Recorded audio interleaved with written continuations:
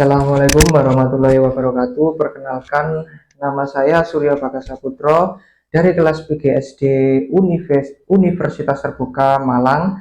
Pada kesempatan hari ini saya akan melakukan kegiatan praktikum IPA di SD dengan judul mengelompokkan sayuran berdasarkan jenisnya. Baik, di sini sudah ada bahan-bahan yang sudah saya siapkan. Saya beli di pasar. Mungkin ini bahannya tidak sampai 20 ya, karena memang sulit untuk mencari bahan yang ada di lingkungan saya. Dan saya ketemunya cuma bahan ini. Jadi yang pertama adalah mengelompokkan sayuran berdasarkan dalam kelompok sayuran daun, sayuran akar umbi, sayuran kacang-kacangan, dan sayuran tunas. Ya, ini ya. Jadi di sini saya yang mulai pertama dari kecambah. Jadi yang pertama itu ada kecambah. Kecambah ini bisa saya kategorikan sebagai sayuran kacang. Yang kedua ini ada kacang panjang ya, tapi tidak sepanjang yang biasanya, ini namanya buncis kalau nggak salah ya. Ini juga termasuk kacang, sayuran kacang. Terus yang ketiga ada wortel. Wortel ini termasuk ke dalam akar umbi, sayur akar umbi, karena buahnya tumbuh di dalam tanah.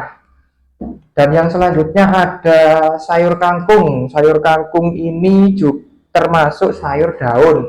Jadi yang kita manfaatkan adalah bagian daunnya dan juga sebagian dari batangnya.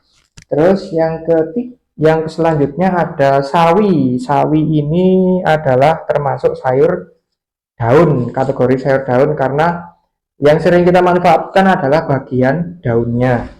Terus ada juga ini sayur sela kalau nggak salah ya. Sayur apa ini?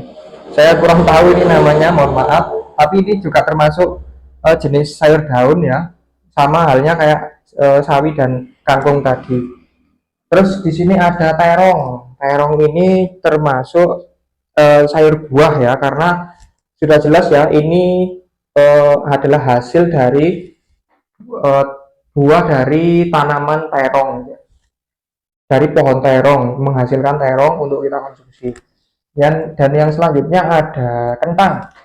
Ini juga termasuk salah satu sayur. Ini adalah termasuk sayur umbi atau akar ya, karena kentangnya ini itu tumbuh dan berkembang di dalam tanah.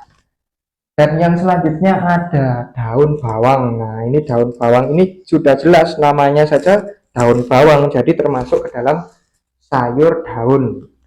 Dan selanjutnya ada timun ya. Timun ini termasuk kategori sayur buah ya, karena eh, sama kayak terong tadi ya. Jadi pohonnya menghasilkan buah, yaitu buah yaitu sayur timun ini. Dan yang ini itu tidak termasuk ya. Baik, itu adalah hasil pengamatan dari saya. Itu adalah pengelompokan dari sayur-sayuran yang bisa saya sampaikan. Sekian kegiatan praktikum dari saya. Saya akhiri. Wassalamualaikum warahmatullahi wabarakatuh.